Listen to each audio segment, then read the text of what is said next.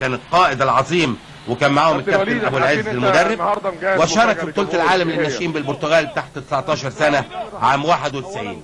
على مستوى المنتخب الاول شارك في التصفيات طبعا. بتمنى ان اكون قدرت احقق لكم حاجة كويسة واساعدكم، ومتهيألي ان كل النجوم اللي معانا اساعدوكم بالفعل.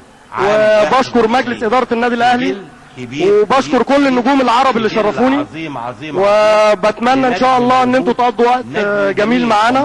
والنهارده في مفاجآت كتير، منها الفنان تامر حسني هيغني، كابتن خالد الغندور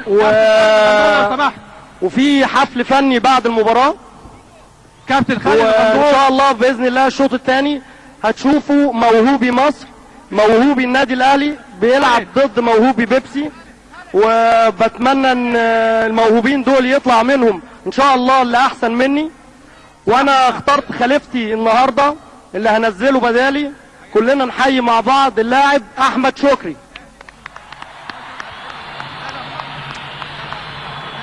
السؤال الثاني اللي هنسأله الكابتن وليد.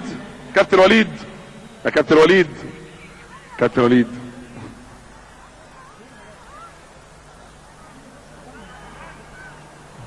تحب تقول للجمهور بتاعك النهارده؟ احب اقول ان انتوا تحيوا اللاعب احمد شكري،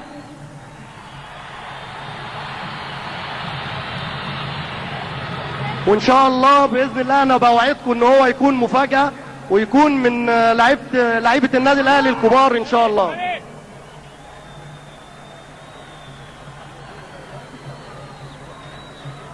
شكرا كابتن وليد صلاح الدين. سقف جامد قوي كابتن وليد.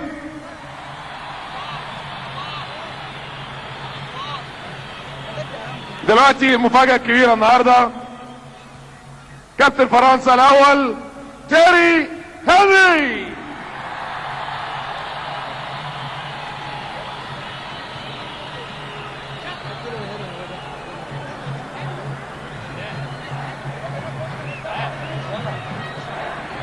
نازل مرة ثانية تيري هنري نجم النجوم، نازل الى ارضية الملعب لتحية وليد صلاح الدين.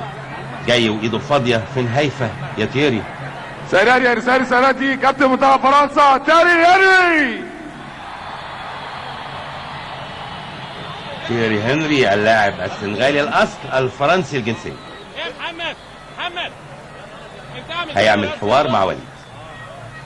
نسقف سقفة جامدة جدا لكابتن تيري. How you doing, sir?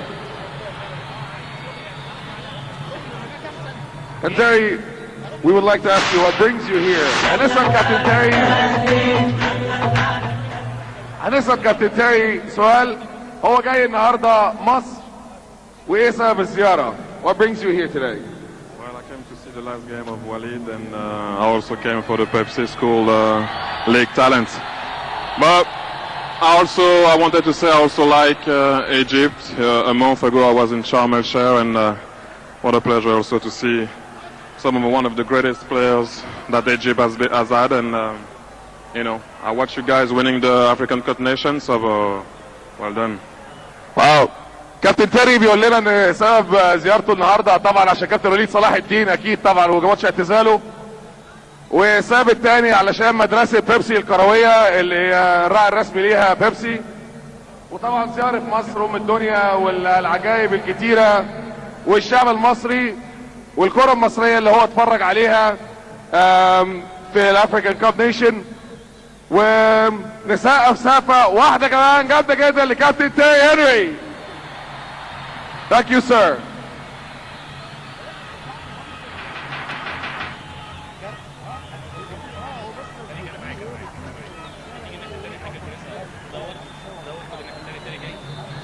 تحية جميلة جدا من النجم الفرنسي العظيم تيري هنري، نجم النجوم الحقيقة. وادي حسام غالي زملاء بقى هناك طبعا في انجلترا، هو وميدو واقفة جميلة جدا من 3 نجوم انجليز او 3 نجوم بيلعبوا. المفاجأة الكبيرة قوي اللي احنا وعدناكم بيها، كابتن وليد اللي وعدكم بيها، انا ما وعدتكمش بيها. احنا متعودين عليه مغني عظيم وراجل كلنا بنحبه جامد جدا، بس ما كناش نعرف المواهب الكروية الجامدة قوي. سقفة جامدة جدا لتامر حسني من فضلكم.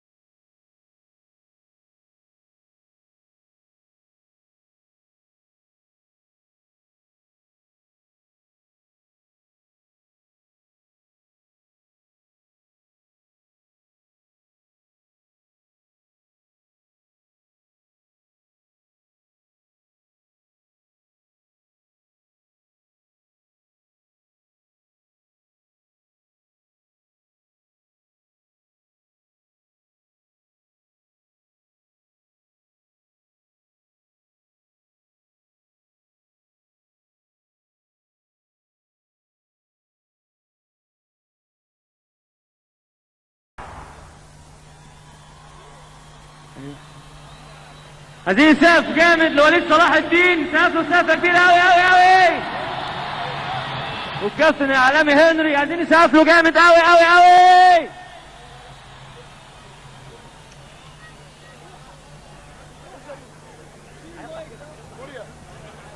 اختتم النجم تامر حسني الأغنية الجميلة المهداة إلى نجم النجوم وليد صلاح الدين، اللي بيلتقط بعض الصور التذكارية تمهيدا لخروجه من أرضية الملعب. مليون مبروك عليك يا وليد هذا اليوم الجميل، وحضور نجم النجوم تيري هنري وكل أحبائك وعشاقك من كل الوطن العربي الجميل. أتمنى لك من كل قلبي باسم كل نجوم مش بس مصر ولكن كل العرب في كل مكان حياة سعيدة جميلة تملأها بالحب الذي عرفناه عنك دائما، بالإخلاص الجميل والتفاني في أدائك لعملك، ونراك دائما نجما مشرقا في أي مكان تؤدي فيه مع بنت ميدو. طبعا تأدي حاجة جميلة جميلة في الإدارة، تأدي في التدريب، تأدي في التعليق، تأدي في التحليل، تأدي في كل حاجة، تأدي وتقول محدش أدي. هسيب الميكروفون في هذه اللحظات لزميلي العزيز الكابتن هشام فهمي ليستكمل معكم باقي أحداث هذا اللقاء. ومرة تانية مليون مبروك يا وليد، أشكركم مع تحياتي مدحت شلبي.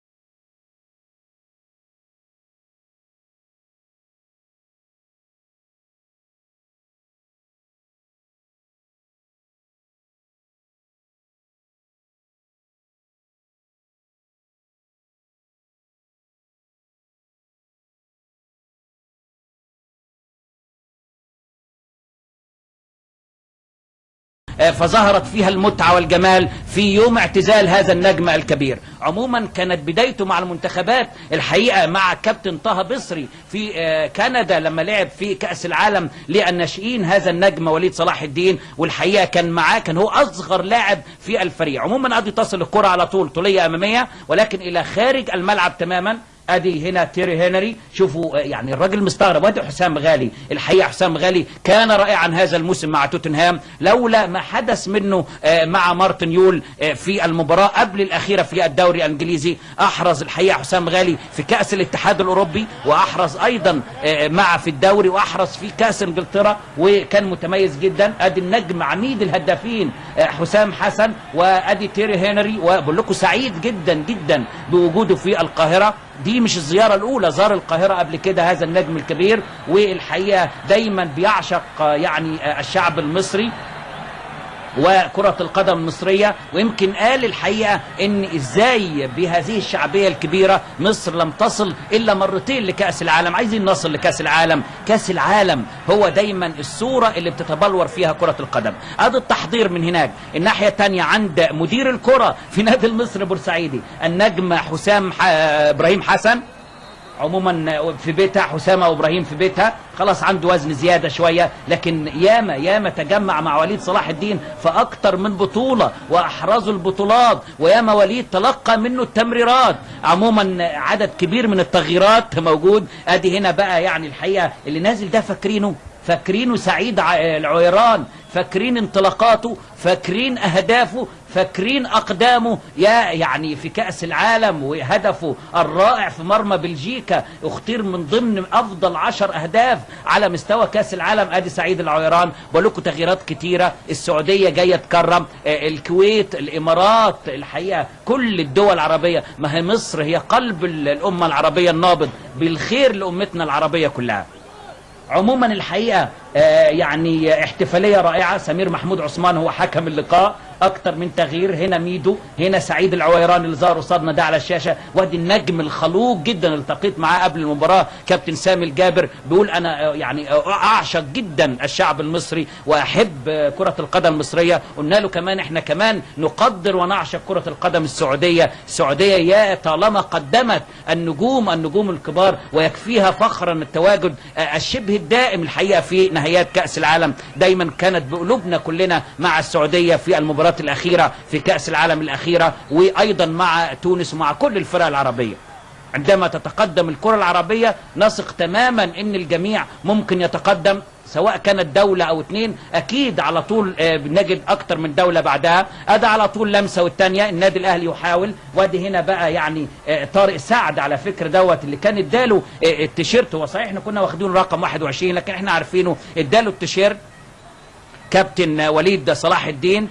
كان انتقل من الشرقية للدخان. ادي لمسة والتانية. وادي المحاولات هنا اللمسات من اجل تهديفات جديدة للنادي الاهلي. شريف اكرامي الحقيقة ايضا التقيت معاه قبل بداية هذا اللقاء، وقال انا سعيد جدا بالفترة اللي انا بقضيها دلوقتي في نادي فاينورد، والسنة الجاية انا اساسي. وصحيح انا لعبت يعني بعض من الاوقات اكتر من لاعب بقى مع المجموعة اللي نازلة دي، مجموعة من نجوم دوري طلاب المدارس الاعدادية والثانوية في الموسم الرابع ليه. اكتر من نجم الحقيقة ظهروا، وهذا الدوري على فكرة لف محافظات مصر كلها يعني. وادي هنا سعد الصغير، وطبعا سعد الصغير اللي يعني دايما ما بيسيبش اي مناسبة،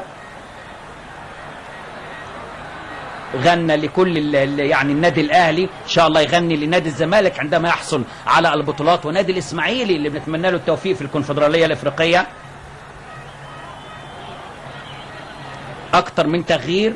وادي النجم حسام غالي والنجم احمد فتحي. حسام غالي نجم نادي توتنهام، قال عليه مارتن يول ان هو واحد من افضل اللاعبين اللي بيعملوا التمريرات، يعني هو ولينون الحقيقة من افضل الاثنين، هو قال عليهم هم الاثنين. وتصرف مع حسام غالي تصرف فيه ذكاء جدا. قال الراجل كان مضغوط ومفيش مشكله، هيبقى العقاب داخل اطار الاسره الواحده في الفريق، وانتهى الموقف. على طول تتلعب الكره العاليه، ولكن هنا شريف اكرامي تمام التمام من اعلى نقطه. بقول لكم ادي النجم المحبوب النجم الكبير، 37 هدف كابتن محمود الخطيب في البطولات الافريقيه، حاجه ممتعه. نائب رئيس مجلس اداره النادي الاهلي بقول لكم نزل اكتر من لاعب دلوقتي في الفريق الازرق نجوم العرب من نجوم دوري طلاب المدارس الاعداديه والثانويه. هذا الدوري الحقيقه استمر الاربع سنوات، انهى الموسم الرابع، والموسم الرابع كانت هناك مدرسه منشاه بسنديله هي اللي فازت بالبطوله بالدهليه، محافظه الدهليه الحقيقه، واكتر من لاعب متميزين جدا جدا. والمجموعه يعني في خالد الالفي، في احمد راضي، في نادر عبد الحميد، واحمد فهمي، علي العربي. من خلال هذا الدوري اللاعبين دول ظهروا في دوري طلاب المدارس. شوفوا هنا بقى اللقطات الجميله لتيري هنري ووليد صلاح الدين. بقول لكم اللاعبين دول ظهروا في دوري طلاب المدارس، واختير منهم مجموعه من اللاعبين. ايضا موجود نادر الطويله، ادي المحاوله اهلاويه حمراء، عايز يعدي هنا، عدى بالفعل. فين العرضيه؟ ادي العرضيه، ممكن هدف، ولكن على طول تنتهي، تعود من جديد لاصحاب التيشيرت الازرق. ادي اللمسات، هنا المحاولات، لسه عايزين نشوف اهداف جديده. هي الجماهير هنا جايه علشان تتمتع. بقول لكم محاولات مستمره، مجموعه من اللاعبين صغار السن كلهم عندهم امال، واحده والثانيه، ولكن تعود هنا الى لاعب النادي الاهلي. وادي اللمسه اللاعب احمد راضي،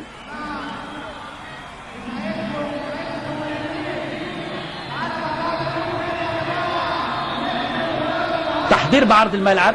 ادي اللاعب رقم 4 الحقيقه لاعب اسلام حازم. بقول لكم دلوقتي اصبح الجميع الفرقتين فريق دوري طلاب المدارس هنا بقى في صافره ولا ايه، ولكن سهله جدا. فريق دوري طلاب المدارس الاعداديه امام ناشئ النادي الاهلي فريق كابتن امين عرابي. ادي سامي الجابر النجم الكبير. وادي اللاعب هنا بقى على طول اللمسه من جديد اللاعب رقم 10 احمد شكري.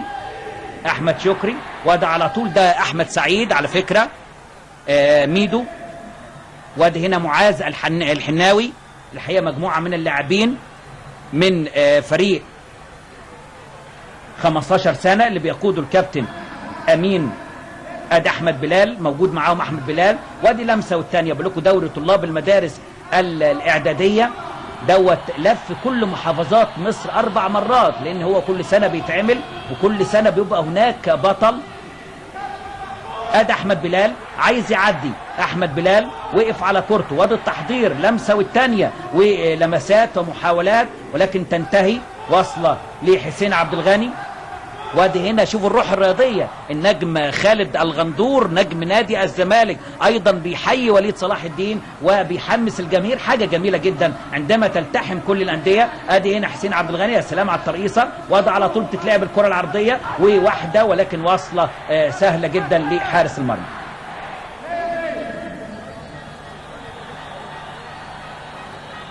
احمد شكري هو هداف الفريق على فكرة. احمد شكري عنده 22 هدف هذا الموسم.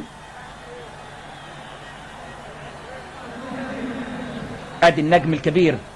وادي هنا محمد ابو خنجر اللي معاه الكوره دوت، محمد ابو خنجر لاعب غزل المحله. الكل جاي يشارك، وحتى دوري طلاب المدارس الاعداديه في 4 مواسم طلع 4 اجيال، طلع 4 نسخ. الحقيقه هذا الدوري ايضا طلاب المدارس المختلفه اصروا ان هم ياتوا ويكون لهم فريق متواجد الحقيقه، لانه اختارهم وكان بيشترك في اختياراتهم كابتن وليد صلاح الدين. على طول بتتلعب حسين عبد الغني، لمسه من جديد، واحده والثانيه. فاكرين طبعا حسين عبد الغني هنا تتقطع. ده ميدو احمد سعيد، كان الكابتن شوقي غريب لما كان مشرف على منتخب افريقيا كان اختاره، ولكن ما راحش، ما سافرش في البطوله الافرو اوروبيه، منتخب اوروبا امام منتخب افريقيا. ادي على طول بتتلعب الكره هنا، والهدف الضائع والفرصه الكبيره جدا. النجم الكبير الهداف الخطير النجم العميد حسام حسن في الكره اللي فاتت. والله يعني لمسات ومحاولات، ولكن الكره العاليه تغييرات كتيرة جدا. ده رقم 13 الحقيقة لاعب احمد جلال، وده محمد ابراهيم حجازي اسم الشهرة بتاعه ماندو، من اللاعبين الكويسين قوي قوي هذا اللاعب ماندو الحقيقة. نجل طبعا الناقد الرياضي الكبير ورئيس تحرير الاهرام الرياضي ده حسين عبد الغني، كابتن او الاستاذ ابراهيم حجازي على فكرة عامل موسم هايل جدا ماندو مع فرقته. ادي التحضير، مهرجان جميل ولكن هو التغييرات كتيرة وعدد اللاعبين الكل عايز يشارك، ودي فرصة للجميع. ادي اللمسة هنا وده الانطلاق، انطلق تقدم، هنا التوغل، هنا الهدف، هنا الثالث اهلاوي خالص، اهلاوي احمر. عارفين مين اللي جابه؟ لسه بنحكي عنه، هو ماندو، هو محمد ابراهيم حجازي. يا سلام على التمريره الطوليه الاماميه، انطلاق ايه، تمرير ايه، تسديد ايه، ماندو الله عليه، هدف جميل يا ماندو. مش بقول لكم النهارده هذا الموسم جاهز جدا محمد ابراهيم حجازي، الشهره ماندو، حتى ان جماهير الاهلي اللي بتتابع بتشيله. ادي امير عبد الحميد موجود قصادنا، اللي بقول لكم الجماهير دايما بتشيله يعني اسمه على اليافطات او على الاعلام. الحقيقه حاجه جميله جدا جماهير النادي الاهلي لما بتتابع. ادي ضيوف النجم وليد صلاح الدين، الحقيقه على طول بتتلعب الكوره، تغييرات كتير في الملعب. ده علي العربي اللي انتوا قصادكم، ده بيلعب في نادي انبي وخريج دوري طلاب المدارس الاعداديه. وادي هنا علاء ميهوب قصادنا على الشاشه. ادي التمريره الحراريه، كان عليه صراع كبير جدا الباك اليمين اللي هو علي العربي، ان ده طارق سعد واحمد شكري. الحقيقه كان عليه صراع من انبي ومن النادي الاهلي ان هو ينضم، وحاليا بيلعب بانبي وبيلعب اساسي علي العربي. وادي اللمسه وادي المحاوله وممكن، ولكن شريف اكرامي. وعلي العربي اللي هو الباك اليمين لدوري طلاب المدارس، الحقيقه كان افضل لاعب في دوري طلاب المدارس في الموسم الاول، افضل لاعب على مستوى الجمهوريه. ادي اللمسه. ده بقى هنا محمد فؤاد بيلعب لنادي سموحه، وده على طول بتتلعب الطوليه الاماميه في محاولات في لمسات. ولكن هنا بقى يعني دفاع النادي الاهلي وعلي العرب الاثنين يعني سنهم صغير الحقيقه. ده باسم عبد العزيز اللاعب رقم 20 اللي ظهر قصادنا ده على الشاشه، ايضا لعب في دوري طلاب المدارس على فكره الاعداديه من بنها هذا اللاعب، والحقيقه كان معاه علي العربي، لكن هو لاعب حاليا في النادي الاهلي. حاجه جميله جدا، وكل ده يعني من اجل كره القدم المصريه، من اجل الانديه، لان كل اللعيبه دول من اللي بيظهروا في دوري طلاب المدارس بيقدموا على طبق من ذهب الحقيقه لكل الانديه علشان تختار. ادي ضيوف النجم وليد صلاح الدين، وادي الحقيقه هنا بقى سعيد العويران. مين ينساك ايها النجم الكبير؟ مين ينسى انطلاقاتك؟ مين ينسى اهدافك؟ مين ينسى تسديداتك؟ شوفوا المتابعات والجماهير كلها سعيده ان هي بتشوف نفسها نشوف طبعا نفسها على الشاشه، حاجه جميله جدا. احمد عادل عبد المنعم حارس النادي الاهلي، تغييرات كتير، وتيري هنري بيتابع ومندهش الراجل.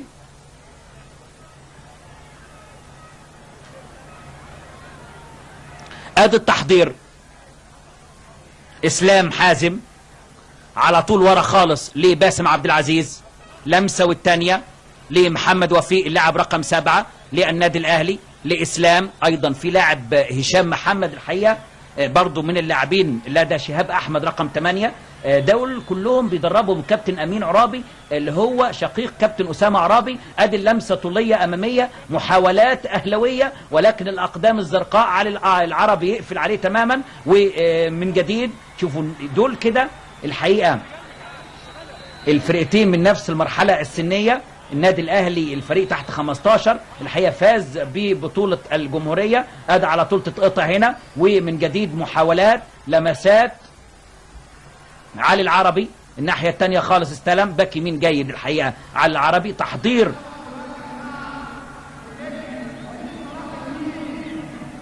اعتقد ان هي احتفاليه جميله بكل المقاييس. ادي محمد فؤاد افضل لاعب في الموسم الثاني، محمد فؤاد من محافظه الاسكندريه وبيلعب لنادي سموحه. النادي الاهلي استفاد من دوري طلاب المدارس الاعداديه، نادي الزمالك، نادي الاسماعيلي، نادي انبي، الكل استفاد من هؤلاء اللاعبين، لان هذا الدوري بيلف كل المحافظات، كل المراكز، كل النجوع.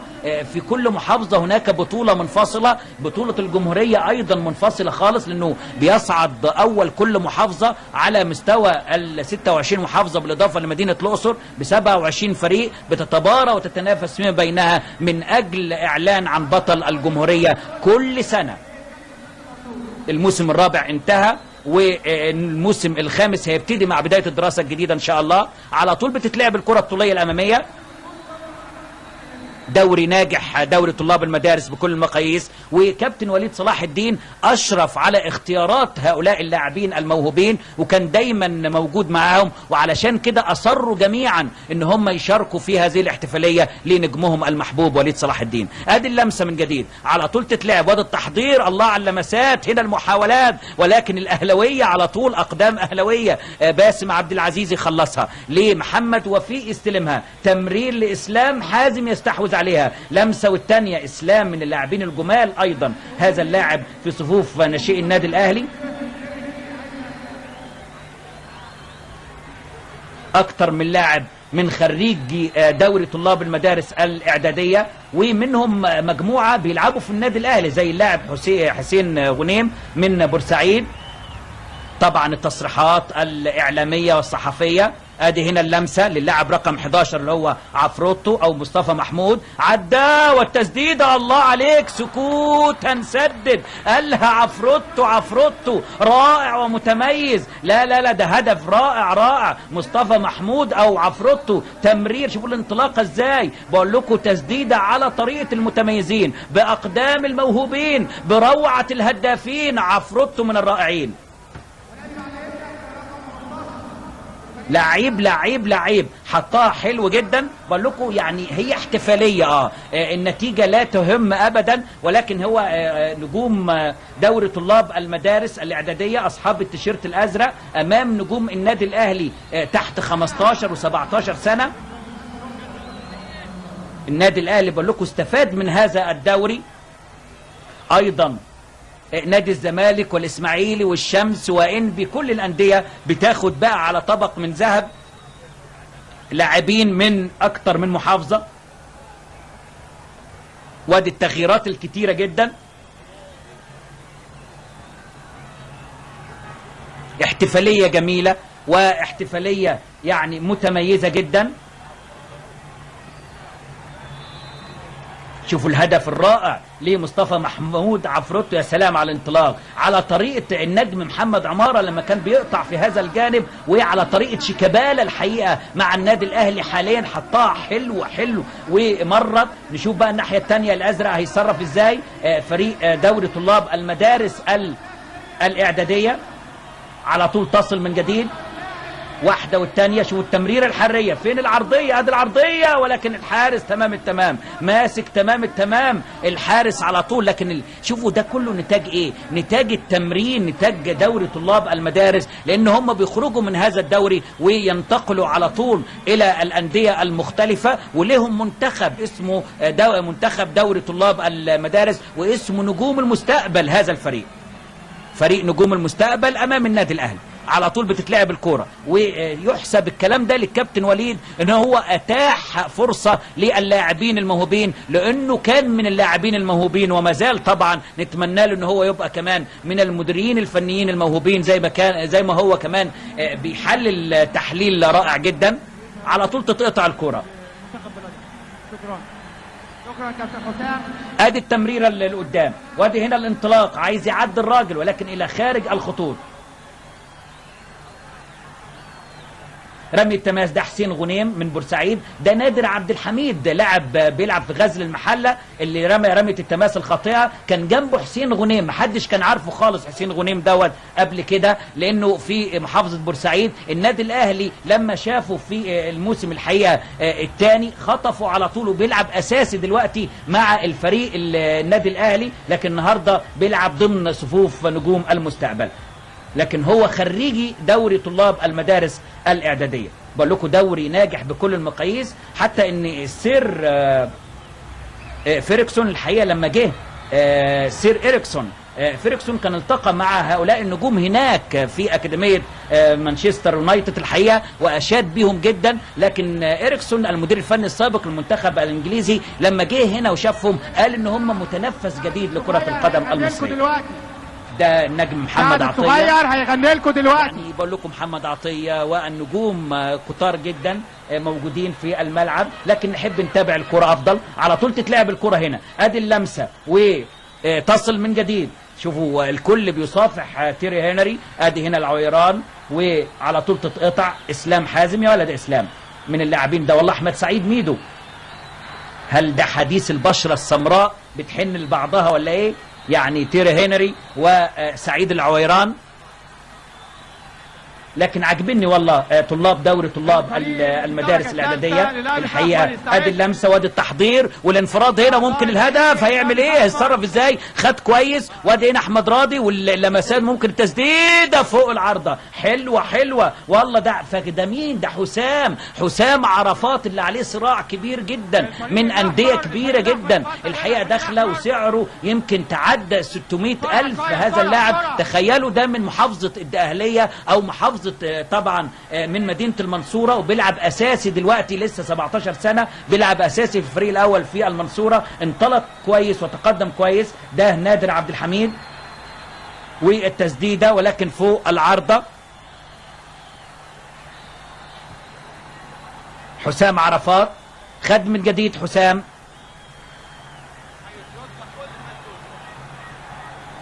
لمسة والتانية. إسلام حازم، محمد وفيق، عفروتو او مصطفى محمود عمل التمريرة. وادي اللاعب رقم 4 الحقيقة اللاعب الجميل هشام محمد. وادي هنا شوفوا المساحة، ادي الانطلاق وادي التقدم. لا فرقة كويسة قوي قوي دوري طلاب المدارس الحقيقة بتقدم فاصل من العرض. المدير الفني كابتن جمال عبد العظيم، معاه كابتن محمد كمال، معاه احمد العربي. الحقيقة يعني لهم تجمعات مستمرة مع بعضهم. ادي اللمسة بعيدا عن الأندية بتاعتهم باستئذان ومتابعة من الأندية.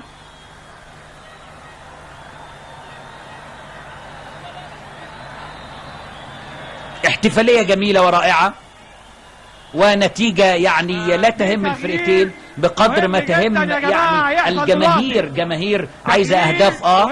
ادي اللمسة، نجوم المستقبل امام النادي الاهلي. ولكن اسلام حازم بيلعب هاف ديفندر. اسلام ومن اللاعبين المؤثرين. واصله من جديد.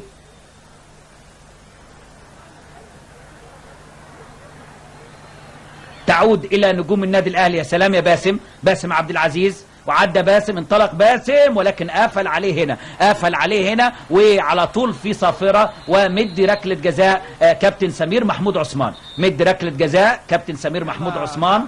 شوفوا انطلق ازاي. وكان معاه اللاعب احمد راضي ايضا من بورسعيد وبيلعب في النادي الاهلي احمد راضي. لكن في ركلة جزاء كابتن ايمن حافظ والعويران سعيد العويران. ركلة جزاء للنادي الاهلي.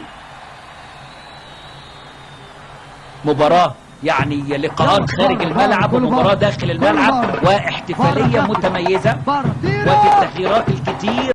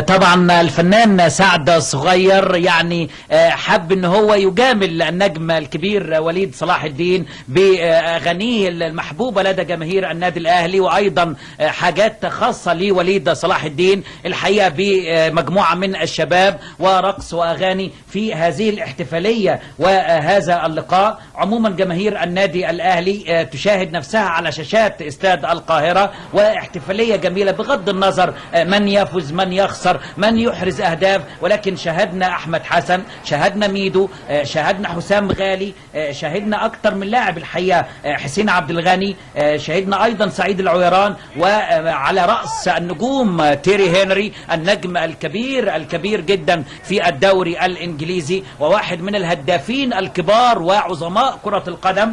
الحقيقة وليد صلاح الدين يعني نجم كبير جدا، نتمنى له كل توفيق في حياته المقبلة. أعزائي المشاهدين، أعزائي المتابعين، بنشكركم وكل الأمنيات الطيبة لنادي الإسماعيلي بعد قليل في مباراة المهمة أمام الوداد البيضاوي، وبالتوفيق للنجم وليد صلاح الدين. هذه أرق تحيات كابتن مدحت شلبي، تحياتي هشام فهمي، ومخرج هذا اللقاء شريف خيري. إلى اللقاء. وليد حسام فيليكس وليد وليد وليد وليد وجول وجول وجول وليد وجول وجول وجول وليد وليد في الوقت القادم زي ما بيقولوا وجول وجول وجول لمحمد مرة تانية، ومحمد ماشي وعايز يعمل العرضية بس لمين؟ وهوبا الله الله الله يا ولد يا وليد يا ولد يا وليد. وليد فرق الدنيا كلها ودخل عنده القريبة واخد التمريرة اللي كان اداها من ثانية لمحمد يوسف، اخد التمريرة الجميلة بتاعت محمد يوسف اللي اخدها من وليد وراح له على القريبة وسرق ديفنس الفيصل الاردني كله وحطها بشمال وعلى يمين وليد. الهدف الرابع لأسامة عرابي ويسيبها لوليد، ماشي وليد وماشي عاوز يجيب منها ضربه ركنيه ويعدي وعدى وحط الجول وحط الجول وليد صلاح الدين حط جول جميل وليد صلاح الدين.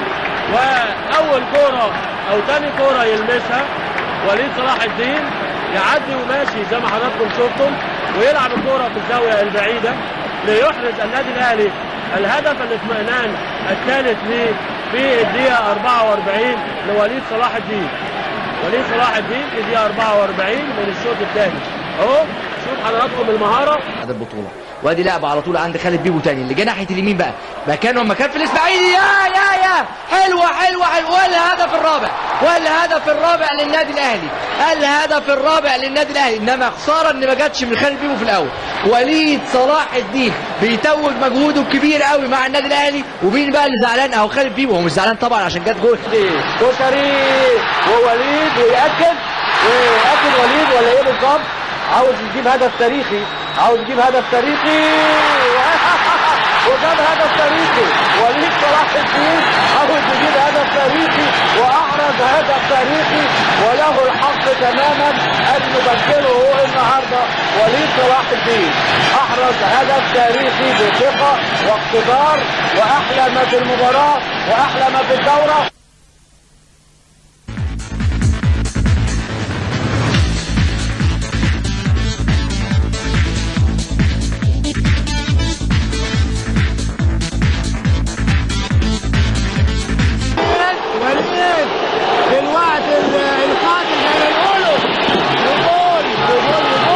لمحمد مرة تانية، ومحمد ماشي وعايز يعمل العرضية بس لمين؟ وهوبا الله يا ولد يا وليد.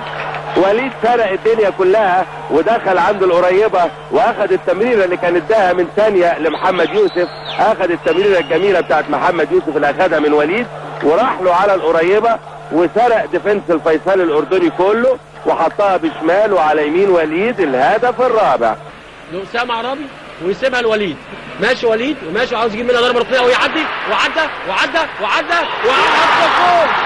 الجول وليد صلاح الدين حط جول جميل وليد صلاح الدين.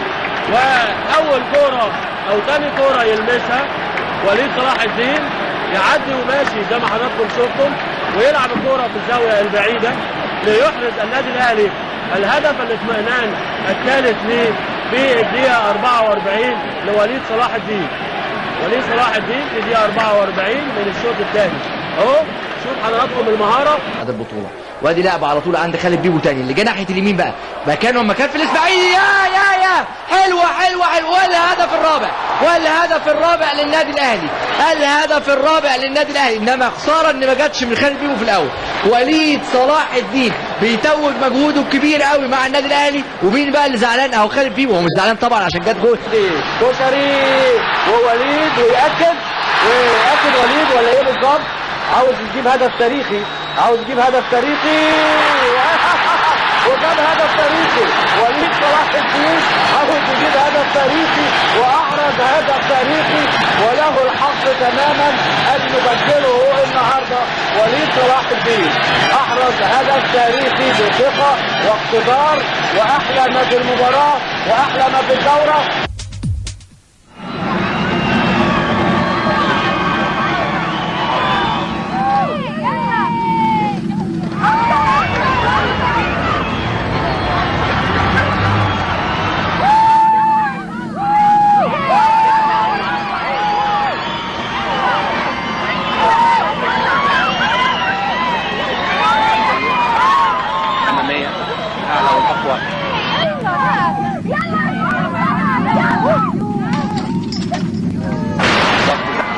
مرحبا بيك يا كابتن. ربنا يخليك، اهلا وسهلا بيك. سلام عليكم.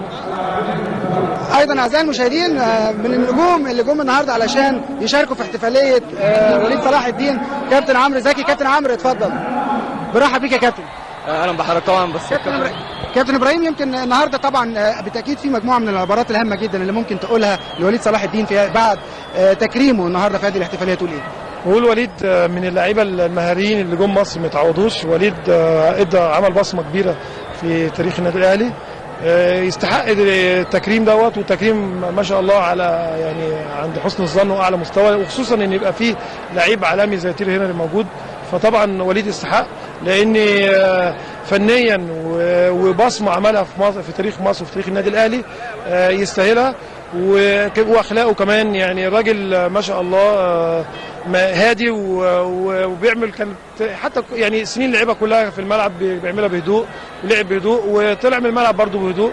فاتمنى له ان شاء الله الفتره اللي جايه في مجال، سواء مجال التدريب او مجال الاداره، ان شاء الله يبقى نجاح زي ما نجح في الكوره في الملعب يعني. ان شاء الله. يمكن من النجوم ايضا على الساحه النهارده واللي اكيد استفادوا كتير من الكابتن وليد صلاح الدين، وعايزين نعرف استفادوا ايه. طبعا كابتن عمرو زكي بالتاكيد استفدت ولا ما استفدتش؟ بتقول لسه ما استفدتش. لا طبعا اللي استفدته ازاي اللعيب ياخد بطوله من هو صغير لغايه ما بيجي بطل. تاني حاجه ان هو يكسب الجمهور الكبير ده كله، سواء جمهور مصر او جمهور العرب. النهارده شفنا ناس لعيبه على مستوى عالي من العرب، نجوم كبار زي الكابتن ابراهيم، الكابتن حسام، زي ما قال تيري هنري. الناس دي مش جايه لواحد قليل، جايه لنجم كبير هو كابتن وليد، امير الموهوبين زي ما بيقولوا، مهاره عاليه جدا. دخل بهدوء وخرج بهدوء زي ما قال الكابتن ابراهيم. ما اعتقدش ما فيش حد بيحب مصر سواء جمهور الاهلي او جمهور الزمالك، وما شاء الله جمهور كبير جدا النهارده جاي للكابتن وليد، ويعني الراجل ده قدم كتير للنادي الاهلي والمنتخب مصر، فده اقل حاجه قدمها للجمهور. كابتن ابراهيم، الجماهير النهارده بالتاكيد كان لها دور كبير جدا في هذه الاحتفاليه، بالتاكيد استقبلوك بشكل او باخر، وايضا انت كنت حريص على انك النهارده تستقبل الجماهير. عايزين نعرف طبيعه الحوار الغير كلامي اللي دار ما بينك وما بينهم النهارده. مفيش، الحمد لله. يعني احنا الواحد مش غريب، سواء جمهور النادي الاهلي ده جمهور بيتي النادي الاهلي، وطبعا جمهور نادي الزمالك نفس الشيء، لعبت في نادي الزمالك. فالحمد لله الواحد انا وحسام مش غربه على جمهور مصر او جمهور النادي الاهلي والزمالك. الحمد لله عملنا في النادي الاهلي كتير، وعملنا نادي الزمالك كتير، فحته الحب دي موجوده. والحمد لله انا وحسام حب الناس مش بيجي عشان انتماء لفانيلا، او بيجي من سواء اهلي الزمالك، اسماعيلي، مصري، مقاولين، كل الانديه مصر. الحمد لله الحب ده بتاع ربنا، كل الدنيا بتحبنا. ربنا يخليك يا عم. احنا طبعا ربنا يعني، فالحمد لله احنا مش غربة على جمهور مصر. بشكرك يا كابتن، شكرا. ربنا يخليك.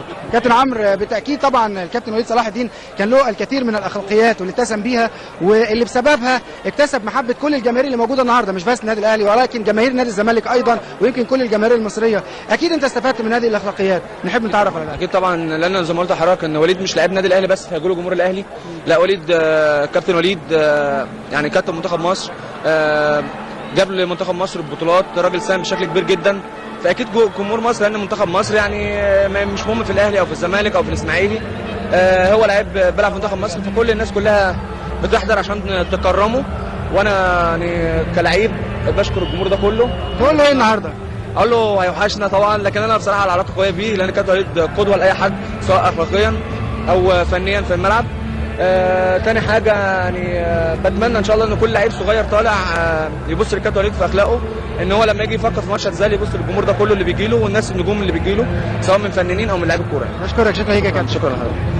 ايضا اعزائي المشاهدين، من النجوم اللي النهارده اللي بيشاركوا الكابتن وليد صلاح الدين فرحته او في الاحتفاليه بتكريمه الكابتن محمد فاروق. برحب بيك يا كابتن. يا اهلا وسهلا. ازيك؟ بالتاكيد في عبارات كتير قوي عاوز تقولها النهارده الكابتن وليد صلاح الدين، سريعا عايزك تقولها له. اتفضل. لا مفيش والله، الواحد مبسوط النهارده الوليد، يعني يوم جميل والنجوم اللي جت كلها ناس جمال يعني وليد يستحق حاجه زي كده، ان هو كان من لعيبه الاخلاق وكابتن فريق نادي اهلي يعني من اللعيبه الاذكياء اللي يعني عرفوا يوصلوا لقلوب الناس بمنتهى السهوله، لان دي يعني ده صفات النجوم يعني. كابتن محمد استفدت منه؟ والله يا وليد في الفتره اللي كنت انا فيها كان هو كابتن فريق نادي الاهلي، يمكن كان بيدي تعليمات الواحد يعني فعلا لغايه دلوقتي بتتذكرها، واكيد طبعا استفدت منه يعني، اي لعيب كان تحت كابتنته اعتقد استفاد منه كتير يعني. مفيش شك طبعا، وبالتاكيد هو بيستحق لقب امير الموهوبين، وده مش من فراغ، ولكن بالتاكيد من خلال مجموعه من الخبرات، مجموعه من المهارات، الموهبه، وفي نفس الوقت الاخلاق. طبعا، والذكاء طبعا. وليد من اللعيبه يعني اللي انا بقول عليهم قليلين في مصر اذكياء، هو ذكي جدا ما شاء الله عليه، وفعلا عرف يعمل مهرجان كويس قوي ليه، ومبروك عليه النهارده، وان شاء الله نتمنى له الفتره الجايه في المجال اللي هو فيه يعني احسن واحسن واحسن ان شاء الله. ان شاء الله باذن الله. شكرا ليك يا كابتن. شكرا. اعزائي المشاهدين، مفيش شك طبعا ان امير الموهوبين وليد صلاح الدين كان له الكثير من الانجازات مع النادي الاهلي، ده كان لاعب طبعا، ولكن ايضا كمدير لاكاديميه النادي الاهلي بالتاكيد هيكون له الكثير من الانجازات في اخراج الكثير من الموهوبين. مفيش شك طبعا انه حصل مع النادي الاهلي على الكثير من البطولات، سواء كانت على مستوى الدوري، ايضا مستوى الكاس، مستوى البطولات الافريقيه مع منتخب مصر، وكان متميز جدا. يمكن كان دموع كل الجماهير المصريه كانت بتخرج من عيونهم طبعا من الفرحه، لان وليد صلاح الدين او زي ما بيقولوا امير الموهوبين كان بيمتعهم جدا بكراته السحريه ومهاراته المختلفه، ده كان داخل ارض الملعب. ان شاء الله باذن الله طبعا الكابتن وليد صلاح الدين هيكون له بصمه كبيره جدا مع موهوبي النادي الاهلي ان شاء الله، واللي من خلالهم هنقدر نخرجه. مفيش شك ايضا ان كل النجوم النهارده اللي شرفونا نجوم العرب، واللي منهم يمكن مش عايز انسى اساميهم سامي الجابر وايضا سعيد العويران، والكثير من النجوم سواء كانوا من السعوديه او من الامارات او من العراق او من كل الدول العربيه اللي شاركوا النهارده فرحتنا بوليد صلاح الدين او امير الموهوبين. ايضا النجم العالمي والفرنسي تري اونري نجم الارسنال الانجليزي اللي شارك النهارده، ولكن لانه كان مصاب ما قدرش يلعب في هذه المباراه، ولكن كان بكل الحب النهارده بيشارك وليد صلاح الدين فرحته بتكريمه النهارده داخل الاستاد القاهره الدولي، وكان طبعا فيها الكثير من الجماهير كانت بتتابع هذا الحدث او هذه الاحتفاليه. مفيش شك طبعا ان كلنا بنقول لوليد صلاح الدين حبيناك يا ابن الايه، لانه بالفعل لعيب ذكي، لعيب موهوب، ايضا كان لعيب متميز جدا، متميز باخلاقه وبروحه العاليه جدا. لازم كلنا وكل اللي بيتابعوا شاشه قناه النيل الرياضه النهارده كانوا يتابعوا وليد صلاح الدين. بنقول له طبعا ربنا يوفقك.